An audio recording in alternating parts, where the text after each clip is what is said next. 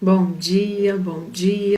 Nós estamos lendo a Bíblia em ordem cronológica nesse ano de 2021. Esse ano optamos por ler em ordem cronológica. E isso dá um pouquinho mais de trabalho, porque mistura aí os capítulos em alguns momentos, como é o caso agora, onde nós estávamos lendo 2 Samuel, 1 Samuel, lemos 1 Samuel normal, e aí quando entramos em 2 Samuel, aí começou a misturar um pouquinho. Lemos de 1 a 4 de 2 Samuel, e depois interrompemos a leitura de Samuel para ler crônicas. E estamos aí entendendo o porquê que o cronista escreveu essas genealogias de uma forma diferente que nós encontramos nos outros livros da Bíblia. E a leitura de hoje é 1 Crônicas 6, um capítulo só. E podemos até achar, poxa, mas um capítulo só, mas é um capítulo que tem muita informação. Muita informação mesmo. E eu penso ser interessante que dê tempo, que quebrar aí algum paradigma que nós possamos ter, já que esse capítulo 6 de Crônicas fala sobre os descendentes de Levi. Então, mais no finalzinho, eu vou falar de um paradigma, um conceito que nós temos a respeito da tribo de Levi. Vamos, então, começar aqui em Crônicas 6. Obviamente que eu não vou ler, mas vamos entender essa estrutura e por que é que o cronista que estava aqui falando de descendentes de Davi, nos capítulos anteriores, depois os descendentes de Judá, os descendentes daquelas 2 tribos e meia que ficaram da além do Jordão, e aqui então ele vem para Levi. Os levitas, eles estão, desde que saíram do Egito, misturados no meio do povo. Deus colocou ao redor do tabernáculo no deserto, tanto para o acampamento como para os momentos de andança no deserto, Deus distribuiu as 11 tribos ao redor do tabernáculo e a tribo de Levi no meio. O que nós entendemos disso? Primeira coisa, a presença de Deus no meio do povo. Ponto. Isso é falado desde lá, quando nós lemos sobre o êxodo e a disposição das tribos no deserto. O que acontece aqui com Levi, né? O cronista, então, ele segue essa mesma disposição que nós lemos lá no deserto, e depois essa mesma disposição na conquista da terra prometida, ou seja, os levitas espalhados no meio das outras tribos. O cronista aqui segue exatamente essa disposição. Ele vem aqui no meio das genealogias, que vai do 1 ao 9, e coloca a tribo de Levi, então. Essa mesma disposição geográfica, do mesmo jeito, se nós fizermos aí um esqueleto desses 9 capítulos de Crônicas, nós vamos encontrar a mesma coisa, a mesma disposição que foi feita lá no deserto, lá no Êxodo. E o cronista mostra o quê? Lendo esse capítulo todo de uma vez. Ele mostra a necessidade de ter os levitas ali atuando no meio do povo. Ele mostra a relevância dos levitas para o serviço a Deus no templo. Lembrando que o cronista estava escrevendo esses capítulos para os que estiveram cativos no exílio e estavam voltando para Jerusalém. Então foi um povo que ficou muito tempo no exílio, misturou suas crenças, misturou todas as suas coisas, não tinha mais uma identidade de povo de Deus, não fazia mais, não seguia mais os preceitos do Senhor como deveriam ser seguidos. Então eles precisavam passar por essa recuperação de identidade. E o cronista então conta a genealogia de Levi para relembrar desse papel essencial que a tribo de Levi tinha. Vamos lá. Tem uma pequena estrutura do do capítulo 6 de Crônicas que nos ajuda a ter uma ideia e compreender um pouquinho. Se você não pensar em termos de estrutura, você vai ler o capítulo 6 e vai ficar tudo bagunçado, um monte de nomes, e vai perguntar principalmente por que está repetindo. Então, na minha Bíblia, eu faço uns pontinhos assim, marcando a estrutura. Então, são 5 estruturas que eu coloco no capítulo 6 para entender. a primeira parte. Então vai do versículo 1 ao 15, que eu sei que tem gente que está anotando. E nesses versículos do 1 ao 15, o cronista está mostrando as genealogias dos sacerdotes. Então, dos líderes de família, dos cabeças de família, como a Bíblia mesmo fala. Então ele começa, os filhos de Levi foram Gerson, Coate e Merari. E aí ele cita apenas os cabeças das famílias, que serão os sacerdotes até o versículo 15, que cita Jeozadaque, que foi levado cativo. A partir do momento que foi levado cativo, não tem mais esse serviço dos levitas em Jerusalém, em Israel, porque eles não estavam mais ali. Então, do 1 ao 15, essa estrutura citando a genealogia dos levitas agrupados, né, ali pelas cabeças de família. Do 16 ao 30, nós temos, se você olhar aí, o versículo 16 é igualzinho ao 1.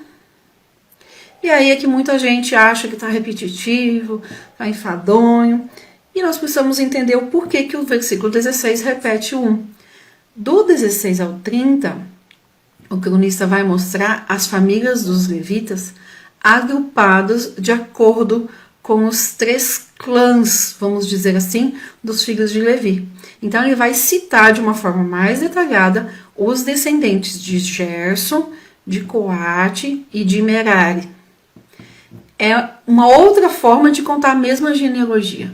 É que do 16 ao 30, ele vai contar de uma forma mais detalhada quem são os descendentes de Gerson, Coate e Merari. E por que ele faz isso? Aí nós precisamos voltar um pouquinho no tempo.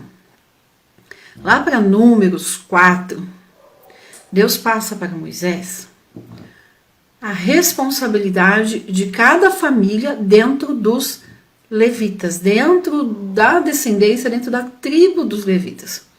Então, olha só, assim como eu disse que os levitas foram espalhados no meio das outras 11 tribos, dentro da tribo dos levitas, eles também ali têm uma distribuição de funções. E é isso que eu falei de quebrar um paradigma, de quebrar um preconceito que nós temos, que muitas vezes impacta na obra de Deus, sim. Eu vou voltar nesse ponto aqui, das famílias de Levi, das descendências aí de Gerson, Coate e Merari, no final, porque eu penso que seja a parte mais importante que nós precisamos falar hoje. Bom, a terceira estrutura do capítulo vai do versículo 31 ao 48, mostrando que a música, ela sempre foi parte essencial na adoração hebraica, mas aqui, dos versículos 31 ao 48, nós vemos Davi estruturando a música e o louvor dentro da adoração a Deus. Então, Davi vai falando aqui como é que ele organizou o canto na casa do Senhor. Aqui, quando Davi organizou isso, e nós vamos continuar lendo aí depois que acabarmos Crônicas, nós vamos voltar para 2 Samuel, e nós vamos ver Davi organizando isso. Ele organizou toda a parte de música, toda a parte de canto, antes da casa do Senhor estar construída, já que foi Salomão que construiu. E Davi deixou tudo organizado para Salomão. Pegou e falou, esse aqui vai fazer isso, aquele vai fazer aquele outro, enfim. E ele organiza isso. E aí aqui no versículo 39 nós encontramos o famoso Asaf. Esse irmão Asaf estava à sua direita e era Asaf. Então ele situa Asaf aqui na genealogia. E Asaf foi um músico dos mais proeminentes nesse tempo. E escreveu, inclusive, muitos salmos, alguns salmos que nós comentamos ontem, 73, 77, 78. Os salmos mais bonitos que temos aí foram escritos por Asaf, inclusive. Então, do 31 ao 48 é a terceira subestrutura aí de Crônicas 6. Nós vemos a música, o louvor, o cântico sendo organizado por Davi. Ele formaliza a organização da música e do louvor. Dos versículos 49 ao 53, nós vemos o cronista falando exatamente sobre a função dos filhos de Arão. Para quê? Para relembrar aos cativos que tinham voltado, que estavam aqui, sobre esse papel essencial que Deus havia determinado para eles e que eles precisavam então, como descendentes de Arão, voltar a praticar esse papel que eles tinham deixado de fazer enquanto estavam no exílio.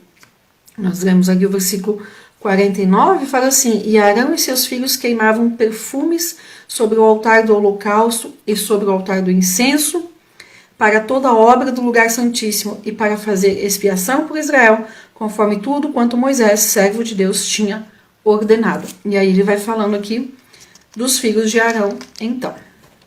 E aí a última estrutura do capítulo 6, subestrutura, vai do versículo 54 a 81, é a maior estrutura.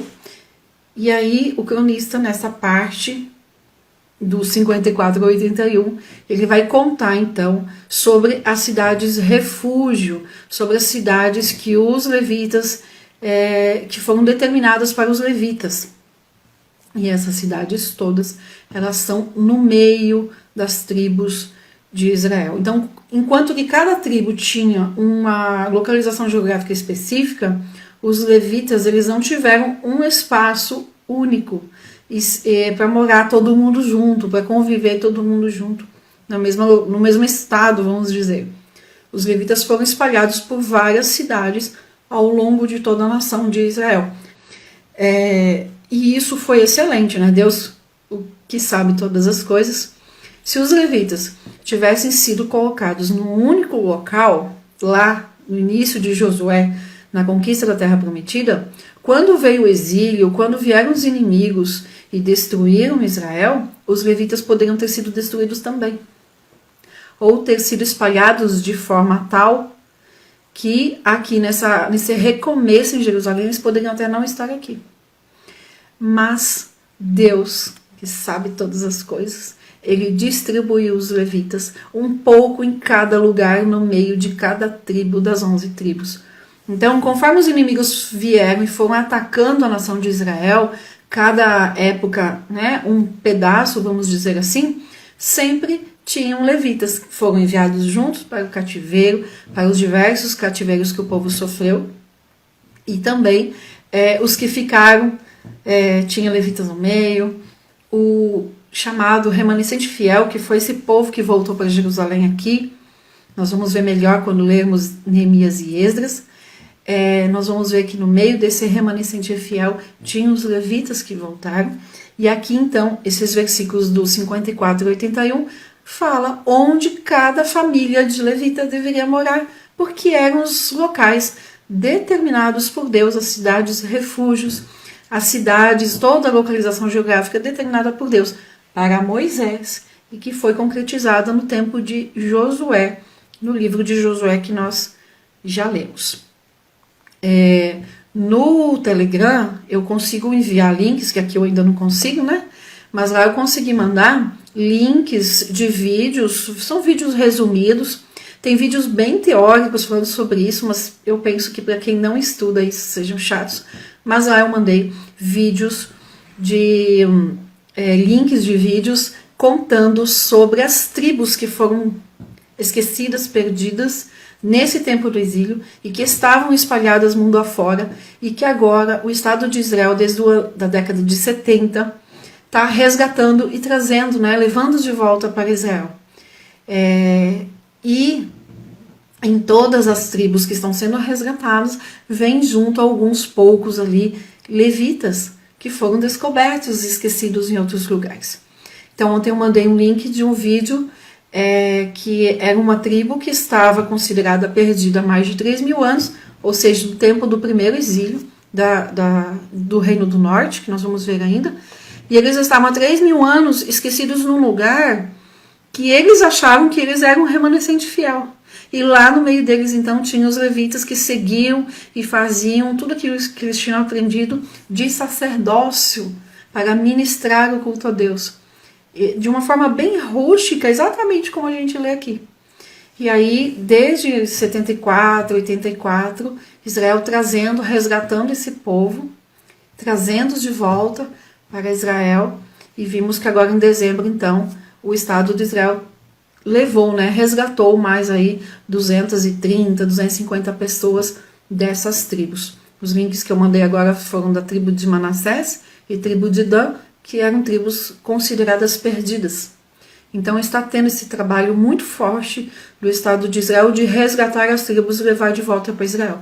E sabemos que isso é cumprimento das profecias que estão na Bíblia. Eles estão esperando o Messias e eles estão se preparando para isso. Eles estão resgatando as tribos, eles estão se preparando fisicamente e materialmente para a vinda do Messias. E eu não tenho como não perguntar. E nós estamos preparando para a vinda do nosso Rei? Eu sempre falo, o meu sonho é, num piscar de olhos, piscar o olho aqui e abrir na eternidade. Amém? Vamos lá. Começa a falar, empolga e vai embora, né? O que eu quero trazer então? Já falei do resumo desse capítulo 6, as estruturas, que fica mais fácil de entender, porque alguns nomes são citados de forma repetida, mas é porque o objetivo do cronista é mostrar coisas diferentes. Mas o que eu falei no começo, de quebrar um paradigma, é que quando nós falamos de tribo de Levi, nós pensamos em levitas, em pessoas que cantam na igreja, pessoas que cantam e músicos. E isso é algo muito importante de nós quebrarmos isso.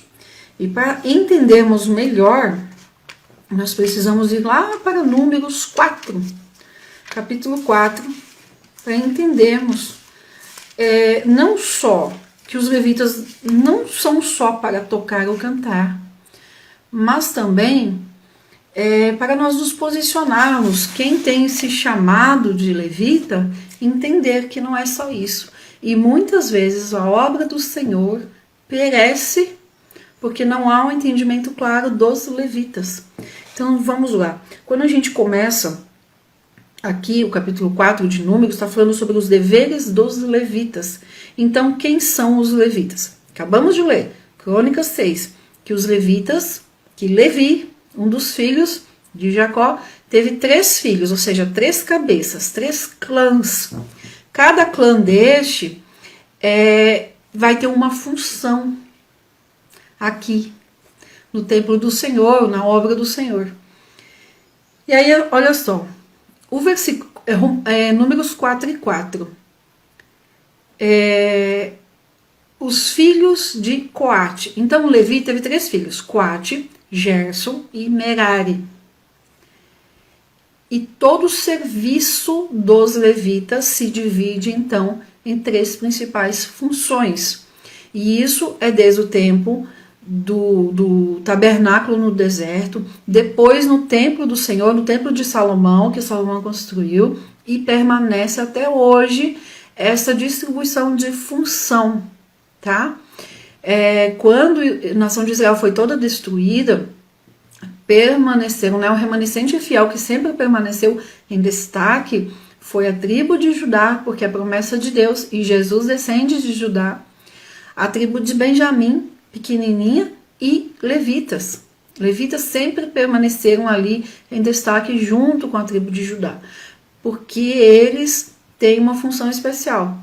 E dentro dessa tribo dos levitas, essa tribo de Levi, tem 3 coisas ali que a gente precisa se atentar. Então, nós precisamos quebrar essa ideia de que os levitas são só para louvar, para cantar e tocar música.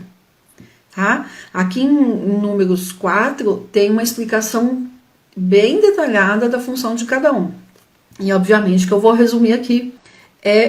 Números 4 e 4 fala dos filhos de Coate. Então, os filhos de Coate, eles são escolhidos por Deus para cuidar das coisas santíssimas. Quem são os filhos de Coate? São os descendentes de Arão, irmão de Moisés. Então, os descendentes de Arão são os que cuidam das coisas santíssimas. Eles presidem o culto a Deus. Eles dirigem o culto a Deus. Eles não mexem em outras coisas. Quando tinha que desmontar o tabernáculo para andar no deserto, quem mexia nas coisas santíssimas eram somente os filhos de Arão. Quem transportava, quem levava as coisas santíssimas eram os filhos de Arão. Então ali queimaram incenso, toda essa parte das coisas santíssimas eram os filhos de Arão. Eles eram levitas. Quais os irmãos dele que também eram levitas? Eu estou reforçando essa parte para quebrar mesmo essa ideia de que os levitas são só para louvar e tocar, né? Os outros filhos de Levi, o outro filho de Levi, Gerson, os Gersonitas, então, eles são levitas também. A função dos Gersonitas está aqui em Números 4, do 23 em diante. Então, a função dos Gersonitas era cuidar das cortinas, dos panos, das cobertas, das toalhas, das tendas do tabernáculo e depois lá no templo de Salomão. Então, a parte dos levitas que descendia de Gerson cuidava de toda a parte de panos. Cuidar desses panos, preservar, fazer a manutenção, a costura, tudo que envolvia as cortinas, as tendas, as cobertas, as toalhas, tudo que envolvia os panos era de responsabilidade dos levitas que descendiam de Gerson. E aí, olha só, quando desmontava o tabernáculo no deserto, eles também tinham que fazer esse serviço de transporte. Eu sempre falo que Deus instituiu a primeira empresa de transporte, que foi ali os descendentes de Gerson e os descendentes de Merari também. Por fim, os descendentes de Merari, então, que é o terceiro filho de Levi, eram responsáveis pelo cuidado com a parte de madeira, de bronze e todas essas coisas. Então, eles tinham que tanto cuidar como fabricar, fazer a manutenção e transportar essas coisas durante o deserto. Então, 40 anos aí, os descendentes de Merari faziam o transporte de todo o madeiramento do tabernáculo e depois cuidaram dessa parte também no templo. Então, o transporte dessas coisas mais pesadas, montar e desmontar essas coisas no deserto e depois todo esse cuidado lá no templo do Senhor. E aí, o que eu quero falar? Quem podia mexer no tabernáculo no deserto e depois aqui no templo do Senhor eram somente a tribo de Levi. Então a tribo de Levi era responsável por todas as coisas do tabernáculo e por todas as coisas depois, quando o templo foi construído. E aí a tribo de Levi, dentro dos levitas, tinha essa divisão de quem cuidava das coisas santíssimas, de quem cuidava da parte das cortinas e quem cuidava da estrutura mais pesada. Mas veja só, tanto no tabernáculo no deserto, como no templo do Senhor, ninguém de outra tribo tinha autorização para entrar no tabernáculo no deserto, no templo, para fazer qualquer tipo de cuidado ou manutenção. Ninguém. Era a tribo de Levi que tinha que cuidar. Isso significa o quê? Na prática, quem limpava os banheiros? Quem limpava a parte lá, o local de comer? Quem é que cuidava da limpeza do tabernáculo, da limpeza do templo? Quem que cuidava de manter tudo organizado, tudo em ordem? A tribo de Levi. A tribo de Levi tinha todo esse cuidado. Por isso que eu falo, né? A Bíblia fala que a falta de ensino faz com que o povo pereça. E muitas vezes a obra do Senhor está perecendo porque as pessoas entendem que ser levita do Senhor é somente louvar, é somente tocar, mas é muito mais que isso. É servir onde tem a necessidade, onde precisa servir, onde há coisa para fazer. Então, levita não é só louvar na casa do Senhor, levita não é só tocar um instrumento. Levita é servir, inclusive carregar banco, inclusive limpar, inclusive arrumar, inclusive cuidar de banheiro, né? Tudo isso é da tribo de Levi. Eu não sei quem está assistindo se tinha essa noção. Geralmente quem lê a Bíblia muito, quem já leu pelo menos uma vez aí o Pentateuco, vai ter essa noção de que os levitas não são só para louvar, só para tocar, mas o levita é o que serve na casa do Senhor. É aquele que coloca no seu coração que servir na casa do Senhor é o seu principal chamado. Esse é o levita. Nós precisamos falar mais sobre isso e quebrar alguns paradigmas, porque em muitos lugares a obra do Senhor está perecendo porque falta gente com disposição, lá de Mateus 20, 28, com disposição de ser como Jesus, né? Todo mundo quer ser como Jesus, mas quando chega a hora de servir, não quer servir como Jesus, né? Jesus falou lá em Mateus 20, 28, eu vim para servir e não para ser servido. E esse deve ser o nosso principal anseio, servir. Não importa onde seja, se é num púlpito, se é num altar, se é num lugar de destaque, ou se é lá, cuidando do banheiro. Então, vamos contribuir aí, quem não sabia e ficou sabendo agora, ajudar a disseminar essa informação de que levita não é só cantar e tocar, mas levita é servir onde for necessário, onde tiver a necessidade, inclusive, como eu falei, carregar banco. Amém? Isso mesmo, Débora, manso e humilde de coração, como Jesus. E isso é difícil, porque é sempre mais fácil a gente pegar aquilo que é de destaque, aquilo que é mais bonito, e é muito mais fácil dizer, eu sou dessa parte aqui de Davi, aqui voltando para a Crônica 6, eu sou dessa parte aqui, dos versículos 31 a 48, que Davi definiu ali quem vai tocar, quem vai cantar. Eu sou dessa parte aqui, é muito mais fácil, que a parte bonita, a parte de destaque, embora tenha uma responsabilidade gigante diante de Deus, quem louva, quem toca, mas nós precisamos dessa consciência de que é preciso servir onde for necessário. Davi coloca aqui, os filhos, ele faz uma divisão aqui, dentro da família dos coatitas, que é a família de Arão, ele determina aqui algumas coisas específicas em relação à música. E nós vamos ver isso aqui bem mais detalhado depois lá, quando Davi, mais aqui para o final de Crônicas, acho que se eu não estou enganada, a partir do capítulo 23, isso, a partir do capítulo 23 de Crônicas, nós vamos ver com mais detalhe essa organização de Davi em relação aos músicos. E aí vamos ver especificamente ali os chefes de família, quem passou a ser separado para o quê, enfim.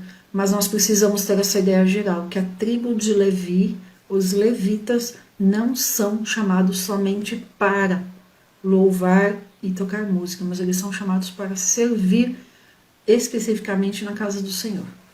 Eu espero que isso aí ajude a que nós possamos hoje servir melhor do que ontem. Amém? Então vamos encerrando. Se você não leu Crônica 6, leia agora, que aí fica mais fresco na memória. Se você já leu e não sabia dessas coisas, dá uma olhadinha de novo. Faz os pontinhos aí de marcação do porquê que o cronista repete o versículo 16 igual a 1. Aí você vai entender um pouquinho.